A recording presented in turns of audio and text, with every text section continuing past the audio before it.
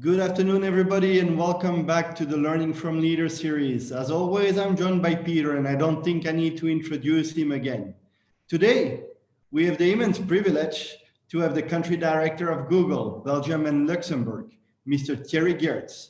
We had the immense pleasure to welcome him already last year in Munich, and today he's coming back because he really enjoyed his session with our students. So, Mr. Geerts, welcome. Peter, the floor is all yours.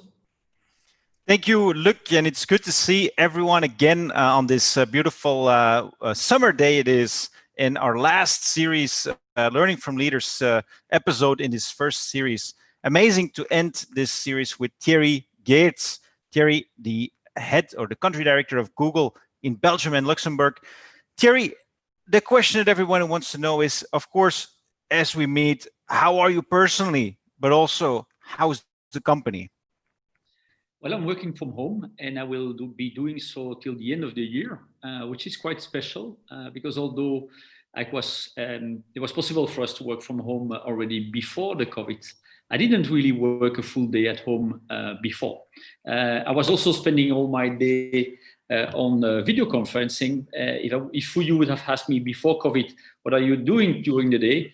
I was probably saying, well, most of the time I'm in VC. But now it's really being on VC. VC video conference. You were already somebody that often was in Google Meets, I suppose. You know, we have 100,000 employees all over the world, and they collaborate as if they were in one office. So we were connected on video conferencing already for all kinds of meetings.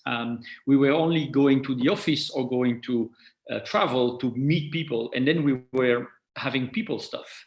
We were never traveling to discuss a budget or to do operational stuff. That would be done by VC, but we were meeting to connect. And so we're missing, and I definitely missed the human touch.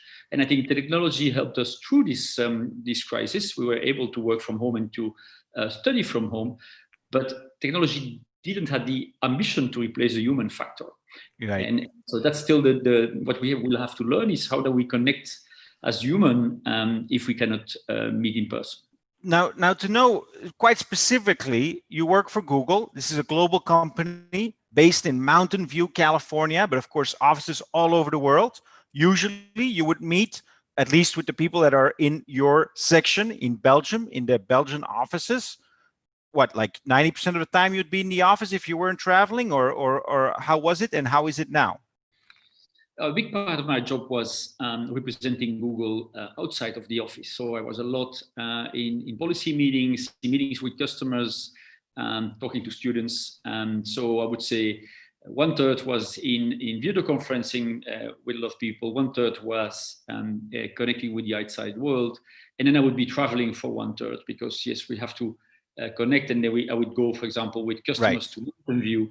And we couldn't go to customers to Mountain View now anymore. So we did some summits in Belgium, and it worked really, really well because we were able to have international speakers just speaking to our Belgian customers in a more personal way than if you would go with 50 customers to Mountain View. So there are a lot of, it's a switch, but sometimes it's even better. Right. Now, very concretely, global policy of Google, what is it? Working from home, working in the office, something in between? No, all work from home till the end of the year. Everyone around the world who works for Google works from home. Yeah, well, there are some exceptions. We started with the people that really need to be in the office. So, for example, people working on hardware, they need to touch the hardware and work with the hardware. They can now go back to the office since the 1st of July, and they will be doing so till the end of the year. But all the people that, our work can be done at distance. We are fully digital as a company, except the smartphones and the Nest hubs that we are selling. Everything is digital. So in a way, we can operate completely our system, our business, completely digital. And right. So and you would expect, of course, from any company, if there's any company in the world that could work online, it would have to be one of those big tech companies. So that makes sense, right? But how was it before? I mean, like I'm sure that when you look at Google in Mountain View, beautiful headquarters, now what, 90% empty? Yeah, our offices are quite spooky. So I was in the office in Brussels. We have amazing office, brilliant with the nicest coffee machine and whatever you can dream of to have a funny place. And now it's almost empty. So that's spooky, but it's not a problem for the business. So on short term, we capitalize because of course on you are human a fully connection. online business now.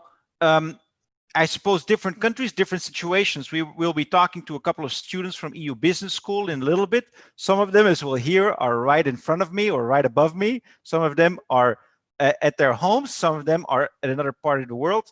That's usually not a problem because if you're a student, you are mobile. Now, when you're working for a company, the culture always was you're at the culture, you're at the office.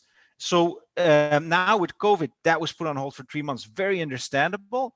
There's some countries, I think probably some countries in Asia that are quite safe, that are quite COVID-free. I suppose Australia or New Zealand, countries like South Korea, Singapore, and so on and so forth. So also there, everyone's still at home.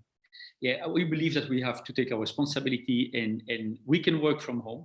So let's do that as much as we can. Even if the countries that you mentioned are not, it's not sure that they will not have a second peak.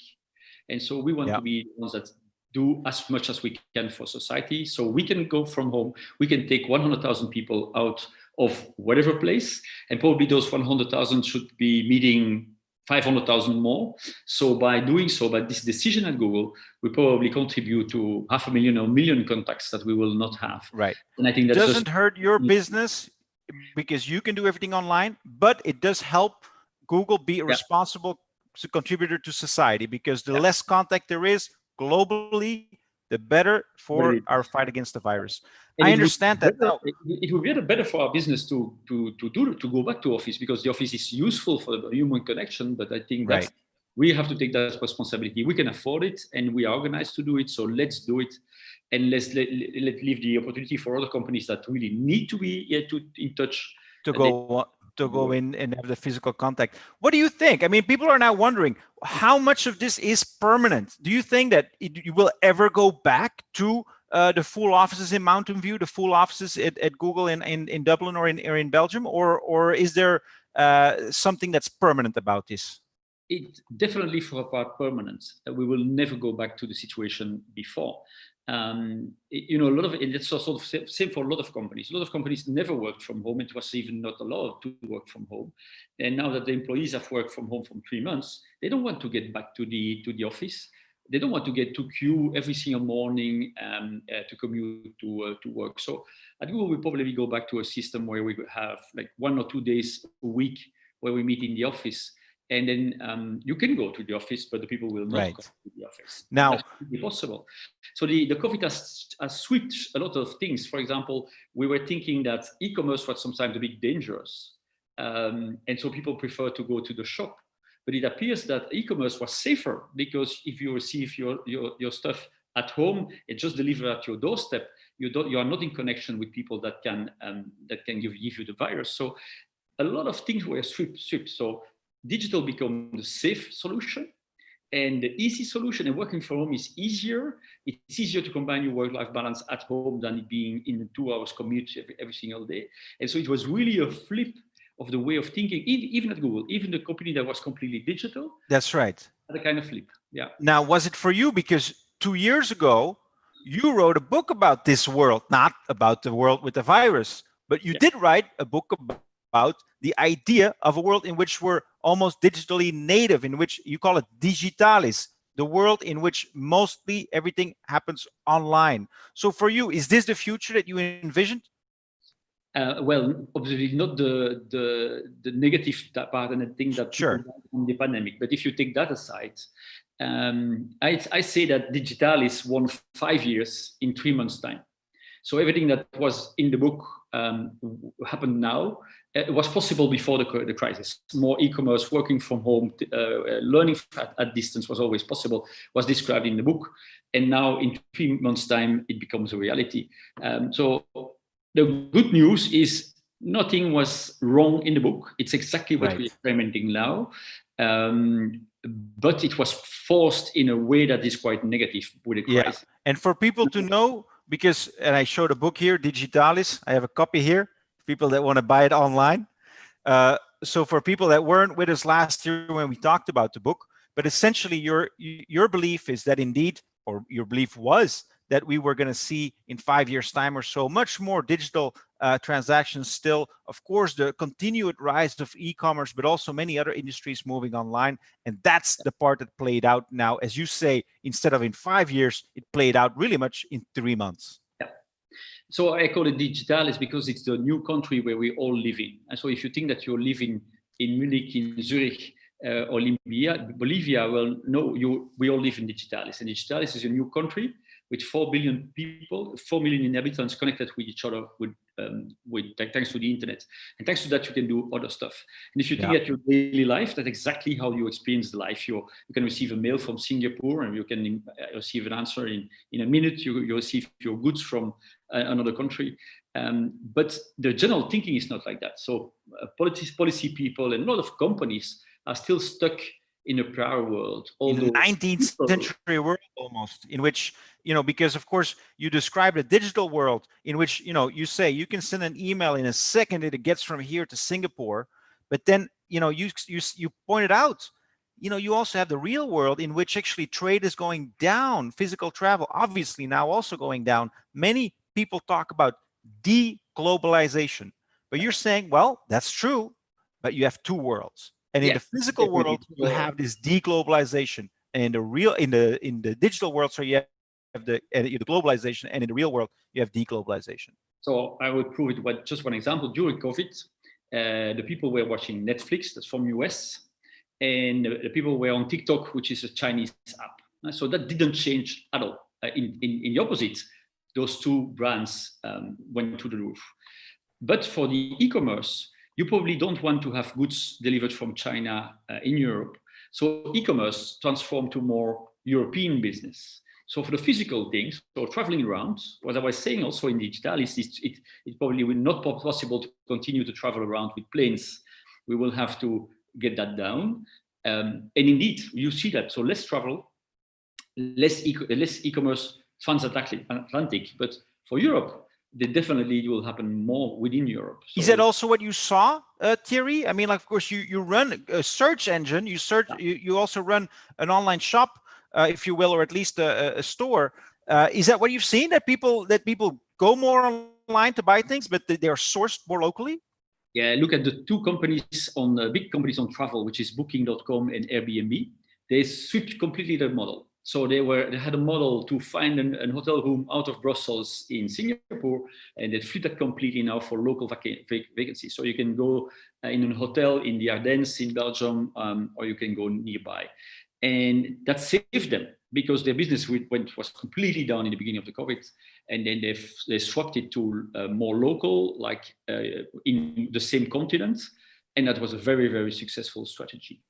Right. And so that's what happened. Now, let's talk about Google, because, of course, the impact was great on every country, also, or every company, also on Google. I would think I spend a lot more time online, so I'm doing a lot more searches online. So I'm probably helping Google do much better in terms of numbers. But there's another side to that medal too, isn't there? Because Google does depend for a big part on advertising. Many companies are suffering, doing less advertising. What was the net effect of these two opposing factors? Yeah, so our services went through the roof. More search, more YouTube, more cloud computing than ever. And I think that's what we are very proud of. Ever. So really at an all-time high. YouTube plus 60%. So you can imagine on the volumes that YouTube is running. We're talking about trillions of views. Yeah, it's like if you have to run that in data centers, it's just crazy. But anyway, we handled it. The video conferencing through a Hangout is going times 30. 30. So you imagine the volumes that you have to process. On search, the people search us as crazy for COVID, for example. What is it? How can it be safe? Or can be cured? But on our business side, we are depending on revenues. The biggest company is advertising. And our biggest customer is Booking.com, because Booking.com is using search all over the world. And so it's a very big customer. And that went really down. Now, it will not that much down than from such local media companies, because we are running business for them. So if you're looking during the COVID, you were looking for how can I keep my kids busy during the COVID, and the people were searching for something to have in the garden so that the children could play with. That went in positive side. So our revenue went down in general, but it flipped from travel, for example, to more local stuff. People were looking for computers, for example, to work from home. They were looking for a new chair. And so there was a lot of business to do during COVID, but a completely other type of business that was before. And Google can swap very easily. If you would run a normal media and advertising campaign, you have to plan it in advance. In Google, it's real time. So you can adapt your products you're selling.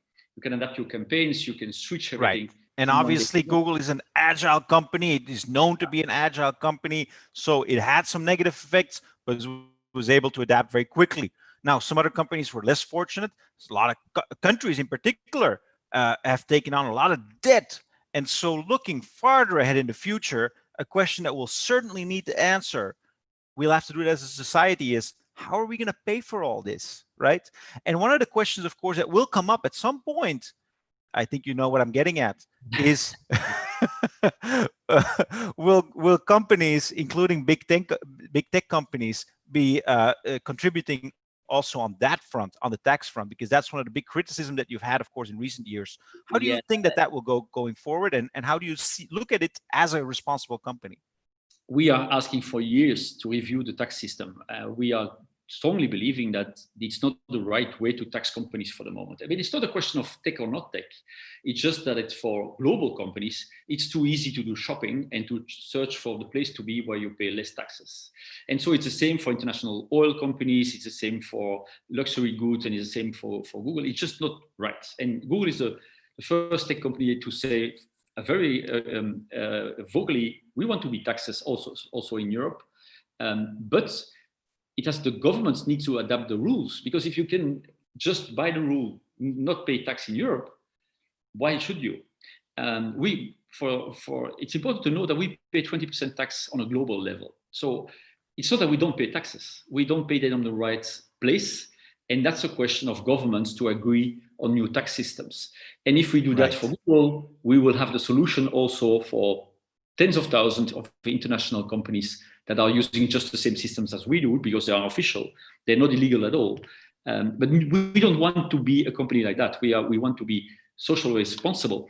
But you cannot. Where do you think that reputation comes from, Thierry? Because, the impression that a lot of people get is that these big tech companies are the bad guys, at least when it comes to taxes, that they are using these tax havens in Ireland, in the Cayman Islands, in other countries to avoid taxes, and that they are not seeking to get a reform of the tax system, but that on the other hand, they use a lot of their lobbying power to make sure that there are no extra taxes. So where is that disconnect from?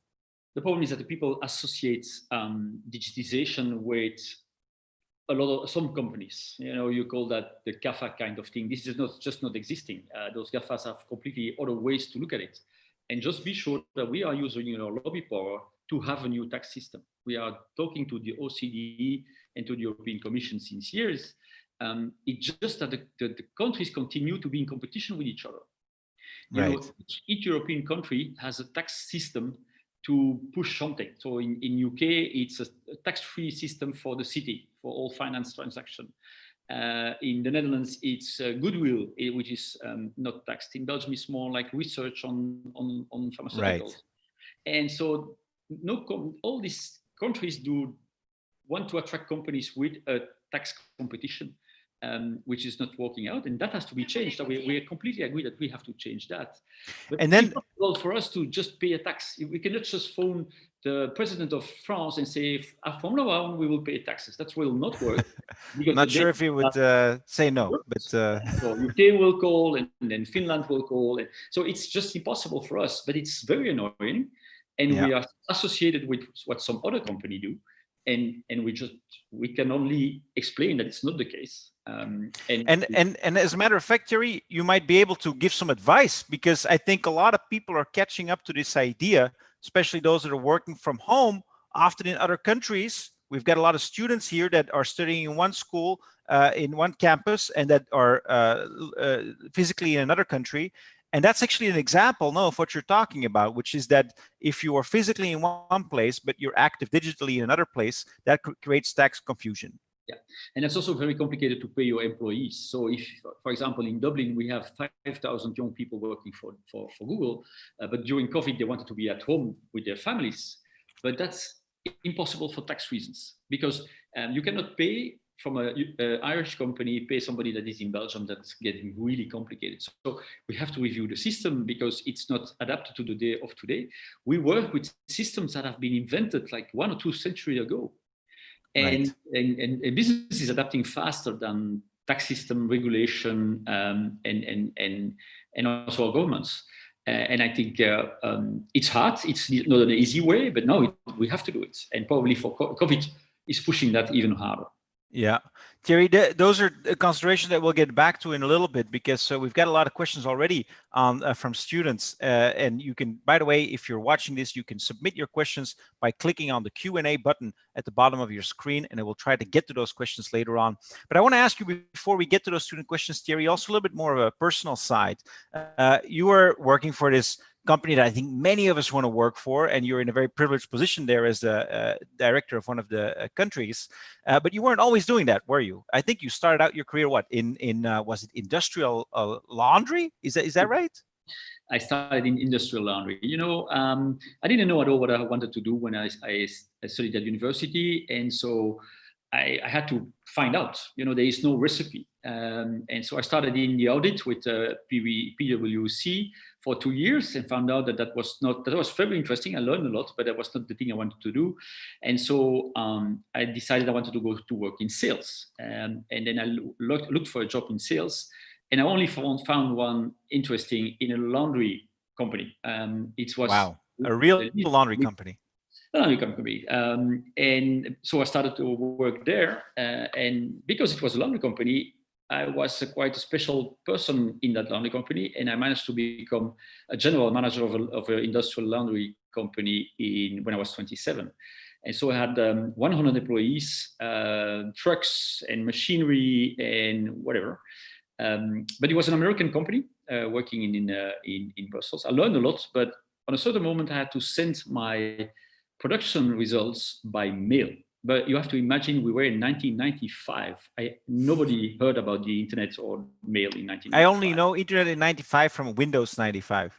Okay, but that's not completely the same thing. And Windows was completely not online, and you have to purchase your release in boxes.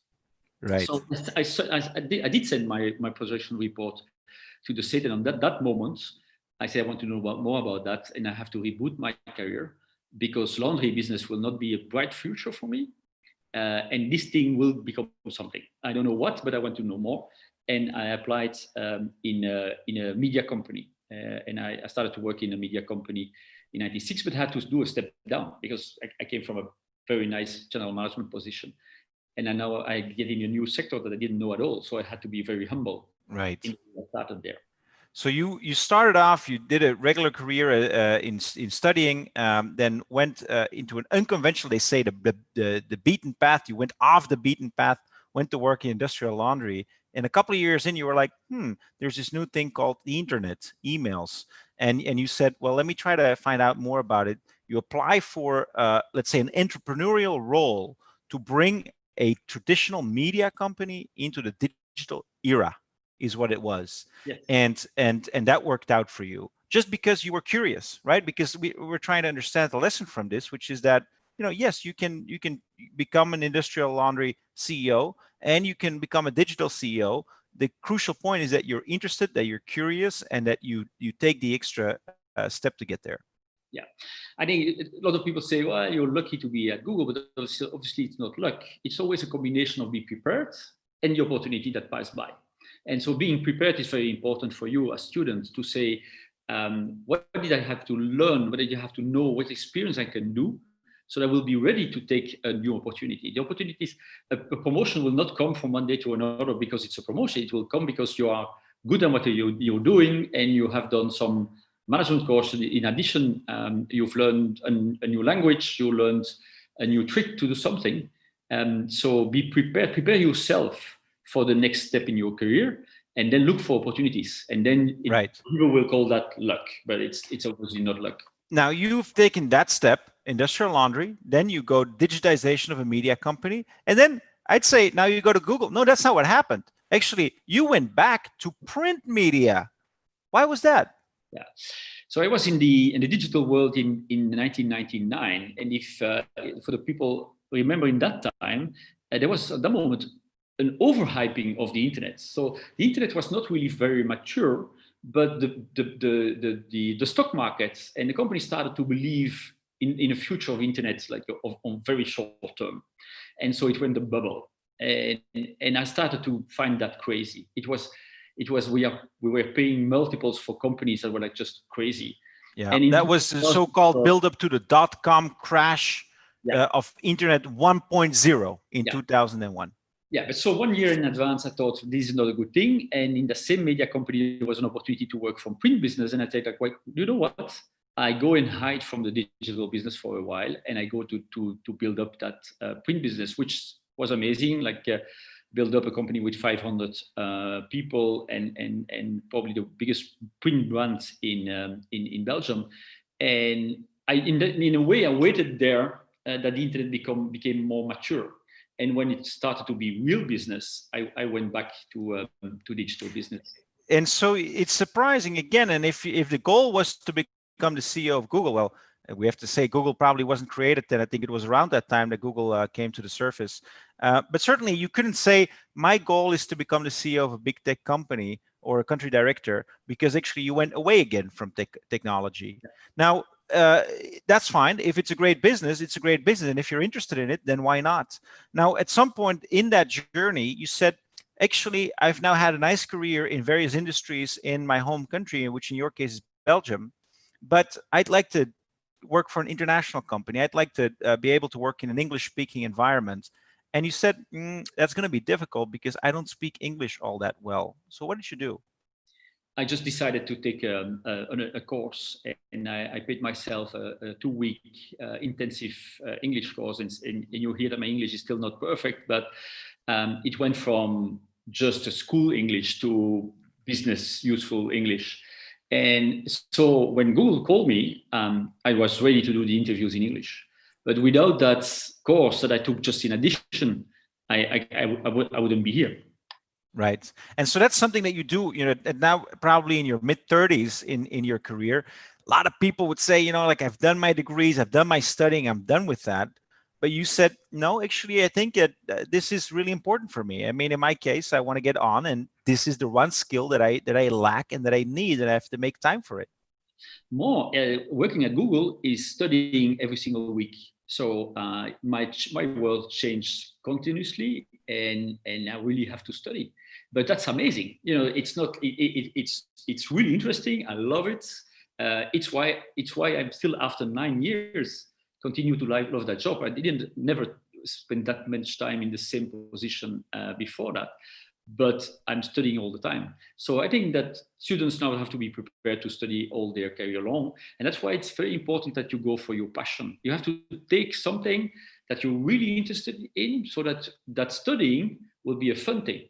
If you don't like, let's say you don't like legal, and you start as a lawyer, and you will have all your lifelong work in legal and also study on legal, that will be terrible.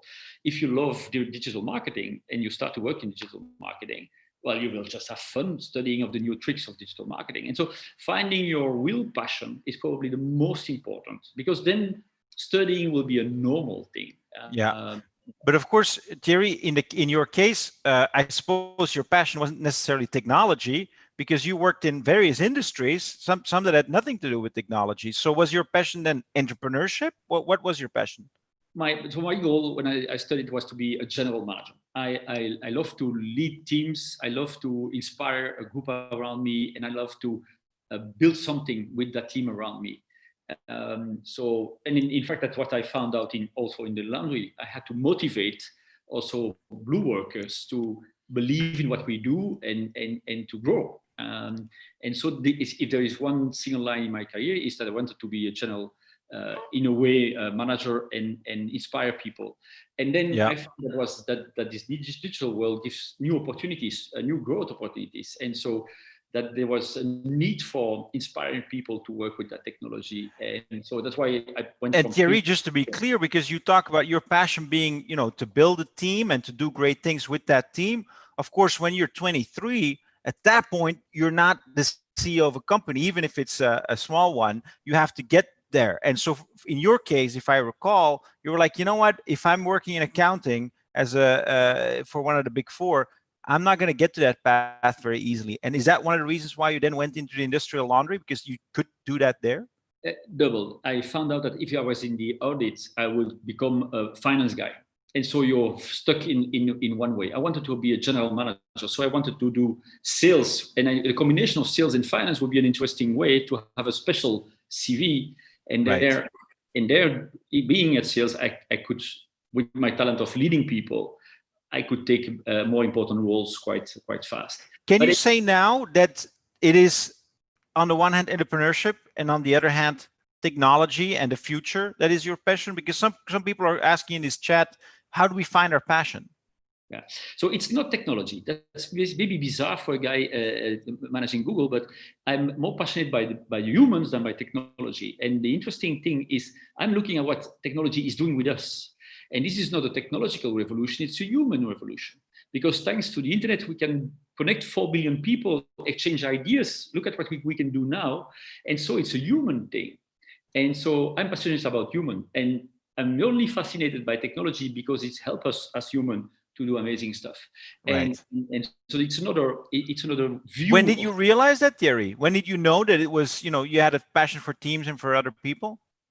In fact, I did scouting when I was young, and there I found out that it was amazing to be in a group with a team, and also there, quite young age, I took responsibility on small groups. It was just playing, but is that one of the lessons, Thierry? Would you say that sometimes we already have the answer, and we have to go look back in our life and look at the moments that we've enjoyed and where we got our energy from, and then we'll discover what that passion is? Yes, so get back on your passion. Most of the studying in Europe is working hard, and so if you have good figures on mathematics and you work hard. In fact, you don't like it, but you are successful. Your parents will say, "Do mathematics," but that's not the thing. You have to think about what is the thing you have fun with it. And you can have fun with chemistry or fun with legal or history. And so if you look at your childhood, probably you have also some solutions. And, yeah. But it can also come all the way. If you don't find your passion, no problem. You just start working somewhere and be very open. You have to be a sponge. You have to open your eyes and find out. And then if you need, you have to do a step back to find out, but look at your passion. That's really what you have to do. Yeah. And that schools should spend more time at finding the passion of the people instead of learning everything in a negative. And hopefully we do that a little bit today for the students. Thierry, to finish that story, and then we get to the questions from the students because they're really eager.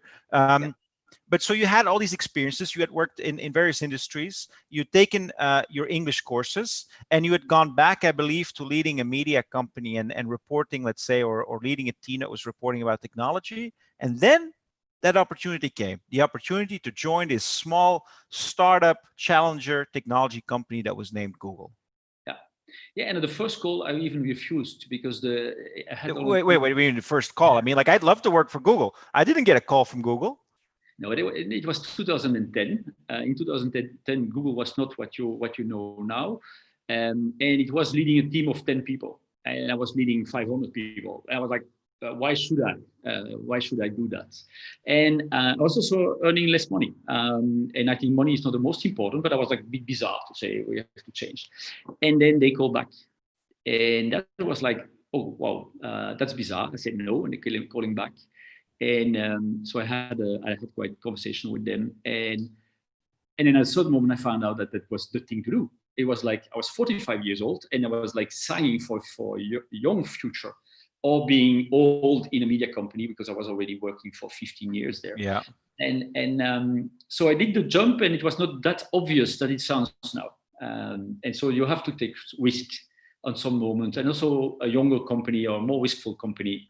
I mean, if I understand correctly, Thierry, there's two things here. One is don't necessarily go and look for the most shiny object when you're 25 and try to get in there. Don't try to work for Google now when you're 23. Well, maybe you'll say yes because, of course, you work for Google. But don't look for that shiny object straight away. Wait a little bit. To get some experiences in various industries. See what you really like. And two, when that moment comes, realize that the shiny object today probably is not the shiny object of tomorrow or yesterday. Probably the next Google today is a company that we maybe know, maybe we don't know, but certainly it's not as big as Google and as known as Google.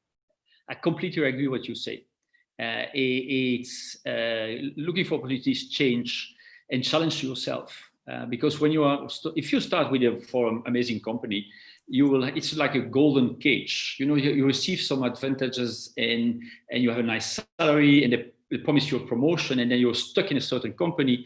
And if I was still on that media company today, I would be in trouble, because traditional media are really in trouble now. So right. I was in the an amazing office with a big car and an assistant and whatever, but it was the wrong choice. I would have been staying there. So challenge yourself all the time. Yeah. And if you want to work at Google, it's even better to have another experience before, because we prefer people that have a more experience than just students that came directly.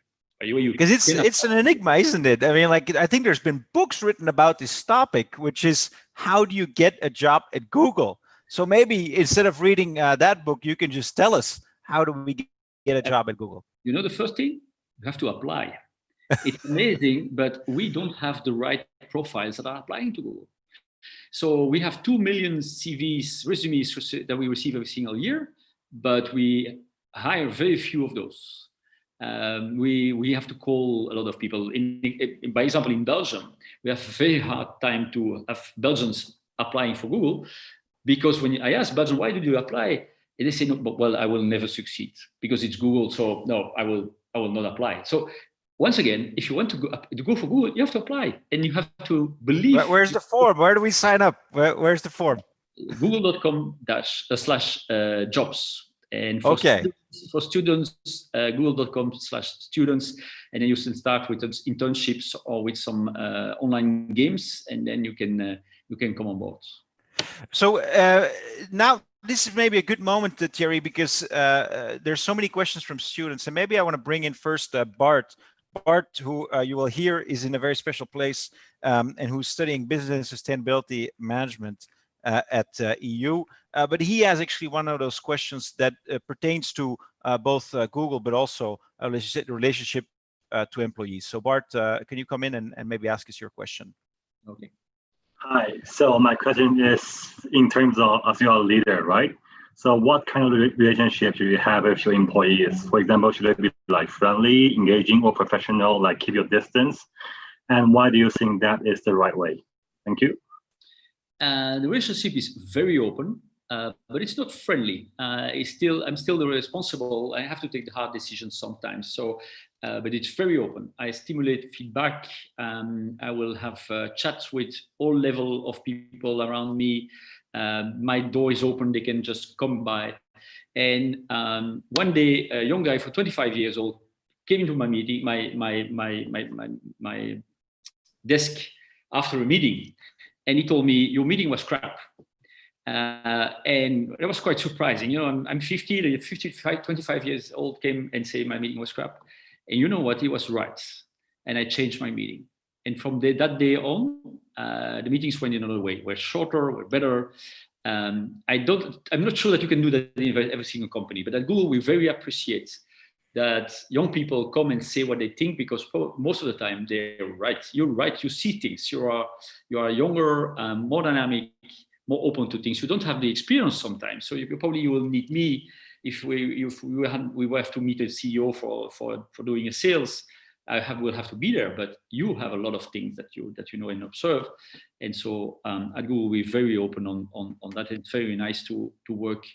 Thanks to that, because I'm in touch with a lot of young, talented people. Thank you for that answer. Bart, did you want to add anything to that? I'm good, thank you. And We'll see Bart in just a little bit, because Bart actually is right up here. I'm in Geneva, and Bart is in the 4th floor. We'll see in a little bit. We'll hear from somebody who's actually in Thailand, which is where Bart is from. So we're seeing the international game play out, let's say. But before we get to that question, Thierry, I see in the Q&A that some people are asking about people and how do you keep them motivated. I'd say mostly during this time. You know, Amrita is asking this. Peter Pellerito is asking this. You know, what do you do to keep motivated, people motivated if they're all in another place and very often they're alone at home, or they have around their family at home, but they're not around their colleagues? So number one is this is the first responsibility for all Google management. So our number one job is our people. That's so I can do fantastic business. If I cannot succeed in keeping my people motivated, I will be out, because that's the most valuable we have. So I spend a lot of time to get my people on board, reaching out to them, doing one-on-ones, to just connecting, asking how they are. We also ask our employees to think about themselves first in this time. And normally during working hours, you would imagine that they have to work for Google and connect on Google. We say, no, for the moment, you are thinking about yourself and you have to be in good shape, and coaching a lot on that. We have employees that could take 2 months leave if they had to take care of small children without any, just decided to do so. We had employees working half-time. We were very, very flexible in the way they were working. Why are you flexible, Thierry? Because obviously that affects performance, you would think, and performance means bottom line. So why are you so flexible? First of all, when we meet, we are more effective than ever before. So you will experience that, for example, I do this thing now. It will have taken me 1 hour. Normally, I would have traveled to Munich or to Geneva. We would have lunch before, we would have lunch after that, would be in the hotel. So something that would have taken me 1 hour now would have taken 1 day in a normal time. So right. We won as a company, we won a lot of efficiency, and we wanted to give back a part of that time. And also we need to do that, because if you do 8 hours work at the office, it's okay. But if you do 8 hours of full-time VC, you're exhausted. It's true. Because it's super, super intense. It's super effective. And so we have to learn to the people to disconnect, to have a meeting, go for a coffee, what they would do in a natural way in the office. They don't do that like that. And the other, does that mean that old idea of the 40-hour work week and that work day that's 8 hours and you check in and you check out, that's now definitely completely gone?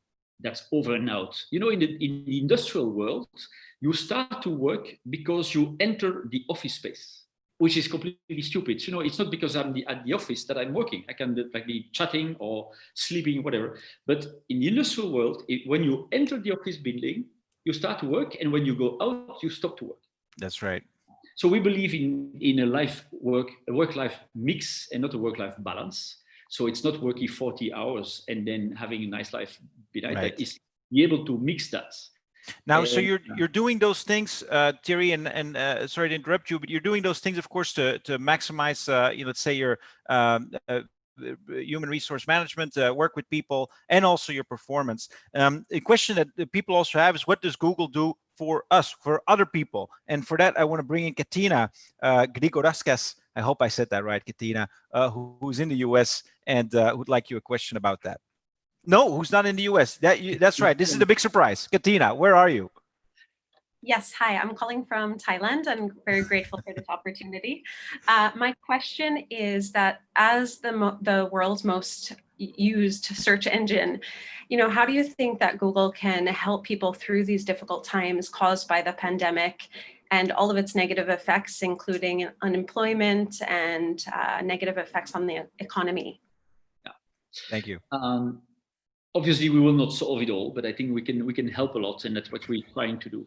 First of all, on the search thing, the people are searching as crazy for their health on what is COVID, how can I relieve. So we have a lot of work with governments in all countries to get the right information on top of the searches, and also the right videos on YouTube so that the people can learn about their health and continue to do that. The second thing is that we help the people to work. Imagine this same crisis 20 years ago. It was impossible to see your grandparents because it would be impossible to chat with people that are in an elderly home. It would be impossible to work because video conferencing would not work. It would be impossible to learn. So we are on the backbone on all those stuff. We were the backbone, and that with amazing volumes that went through the roof, on which we earn most of the time no money. We only earn on advertising. So when you use all these things, most of the time we are not paid for that, and that's completely fine. We are profitable on the other side. But I think that's not enough because the economy has had a very, very hard hit. And so what we are doing now is the program is called Grow with Google, and we will start training massively people to digital and also show to companies how you can thrive in the digital world. And you can reduce your costs, you can be more efficient, you can find new customers. You know, for an SME, you have 4 billion customers at one click, but the companies don't get that yet. And Thierry, so question for the students. Yeah. If they want to benefit of the trainings that Google offers, is there a link they can go to, or is there anything they can search? Yes, a lot of trainings that you can find online. I only have the link for Belgium, and it's g.co/atelier digital BE. I think with Atelier Digital, Digital Atelier, if you search for some words, you will find. But digital training for Google, there are programs in all the countries, and those programs go from very basic stuff. How do I make a website and I can be on Google on a free thing, to very complicated trainings on digital advertising. Yeah, and that's obviously a big help for students. I want to ask you, why do you do that? And perhaps I can bring in Jimena Haderspock, who I think is in Bolivia then? You are in Bolivia, aren't you? And you had a question about Google's vision. Yeah. Good afternoon, Mr. Geerts. It's a pleasure to be here today. What I wanted to ask you is what is the future visions or goals of Google, and what are the long-term and short-term strategies that are taking Google a step closer towards these missions and goals? So first of all, in a more general way, we believe in what we call ambient computing. We want to get rid of this. So if you think of your last 10 years, more and more stuff went done by your smartphone, but it's not very human. When you are the two of you in a restaurant, probably you have this smartphone in the way, and we want to get that out. And so we believe that everything that is connected to electricity can be making intelligence. So to Google Assistant can be building in a fridge, in a car, in a watch, so that you don't have to take your smartphone all the time. And so we believe that will be the next thing, and we invest a lot in all connected homes, connected devices, in Google Car, so that all this stuff can get out of the way, so we can be more human, and that the technology around us is more useful to us. So we invest in that. Another thing is healthcare. We strongly believe that healthcare is very done in old-fashioned way for the moment. Healthcare is still waiting that you are sick and then trying to fix you, instead of being more, how can I keep you healthy? And we believe that artificial intelligence will have a huge impact on healthcare too. And there's the new part on which we're investing. In a general way, we became an artificial intelligence first company. So everything that we do is based on this amazing new technology, which is machine learning. And that is powering computing so hard that you can reimagine a new world with machine learning. And so on all our products today, we have machine learning. That's why Google Translate is working better. That's why you can find interesting content on YouTube. It's also the technology used for self-driving cars. And so in a way, machine learning is the technology that we use to make a better world. Right. And I think we're all inspired by this vision, Thierry, but I also, and you were so kind enough to say, I want to talk about everything and also about taboos, because one of the questions that we got here twice now on the chat is, okay, so you have that digital world, that bright new world that you believe in and that you work on and you help people. On the other hand, you have to navigate the real world, which is a very messy world sometimes, including for geopolitics. So two people asked this question. How do you go about this? For example, there's an issue with how do you draw border maps in the case that was mentioned was Palestine, and I'm sure that there's many other borders that you have to put something on Google Maps. You know, are you going to go with one, with the other? Different people have different opinions. Different countries have different opinions. How do you deal with that messy reality, let's say? We do what we can, and sometimes it's very hard when two countries are in war and that the borders are not okay. We have quite issues on that. So, but you know, Google will not solve the world. We can just try to make the world better, and we do our piece, and it will be only successful if everybody is doing that piece. And I think that's why I'm very afraid of populism. You know, the only way to make a better world is to have governments that take that technology and do something good with it, but it's also controlling the technology. But you know, you can have the best technology in the world if you don't have a democratic country, that can be being hard. So I'm afraid of populism. But if we don't have too many populism, I think that we have to be afraid of all technology. We don't have to be afraid of new technology. We have to be afraid of all technology, because the big mess that we see in the world today is because of industrial the industrial world before. The wars are based, for example, on people that have oil on their ground and people that don't have oil, and then they start to fight for the oil because all the industrial world is based on very scarce resources. And so the people are fighting for the resources. While with technology, the raw material is knowledge. So you don't have to fight for knowledge. The knowledge are people. So and you can duplicate knowledge without any problem. So I really believe that we can go for a new world, but I'm not sure that we will succeed to have that bright new world. It can go wrong, as it has been in the past. And I think the reason why I talk about that is because more people believe in that, more people will try to succeed, and more people will understand the risks and also work on those. And that's the only way that we can succeed. Google cannot do anything alone. You know, we are depending on our users, we are depending on governments, we are depending on, and we try to follow all the rules in the world. And sometimes it's hard. And of course, you have to sometimes decisions are made for you, aren't they? Because I remember that at some point Google China was quite a thing. It was being able to compete with local players, but then at some point you had to leave the market because it wasn't compatible anymore with what you thought was right.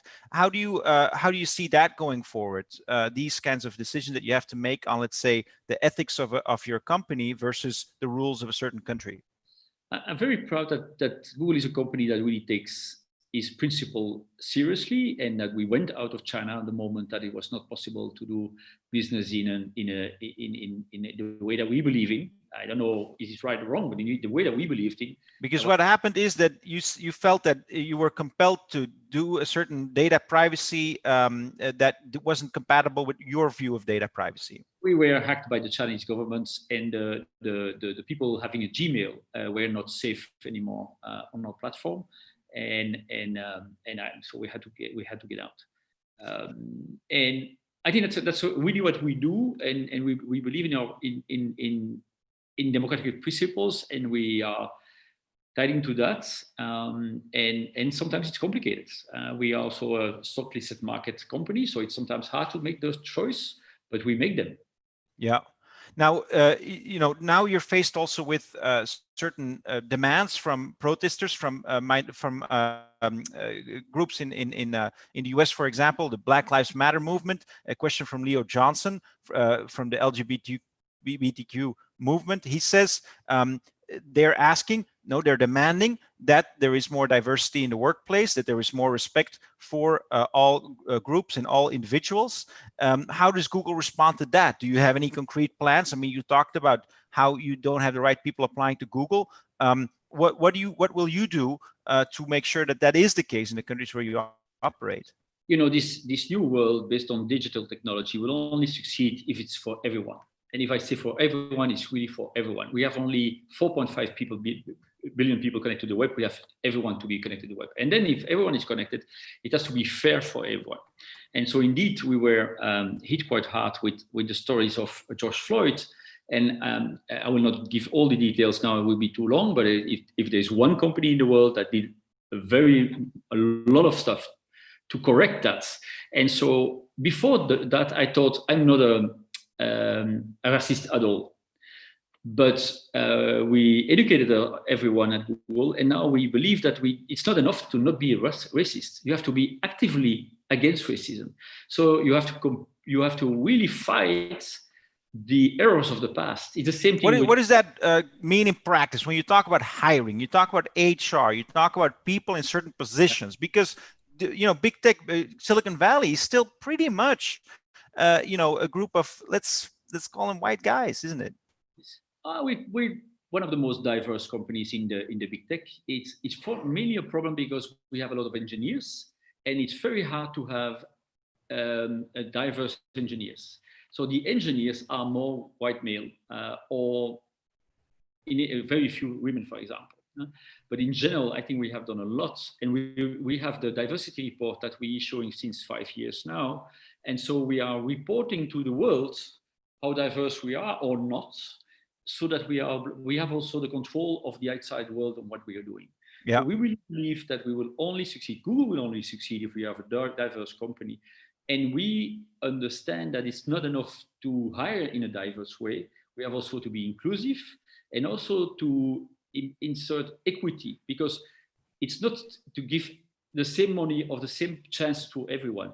You have to make more chances to some people because they had not the chance to have the same indication. So you have to give them more possibility, right, than to others. If we make that practical, Thierry, because of course there's a lot of students here today with very diverse backgrounds from all over the world with all kinds of characteristics. We got a question, for example, from Belén Panunzio, and she's asking, what are the characteristics that you're looking for when you're hiring for managers at Google?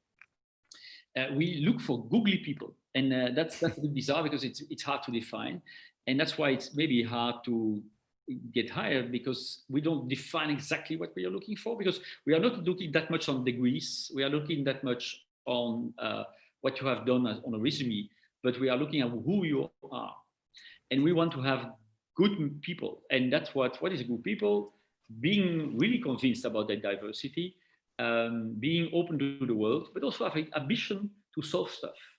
So I had last week an employee, somebody from another company applying to Google, and when I asked the person, what is your biggest achievement?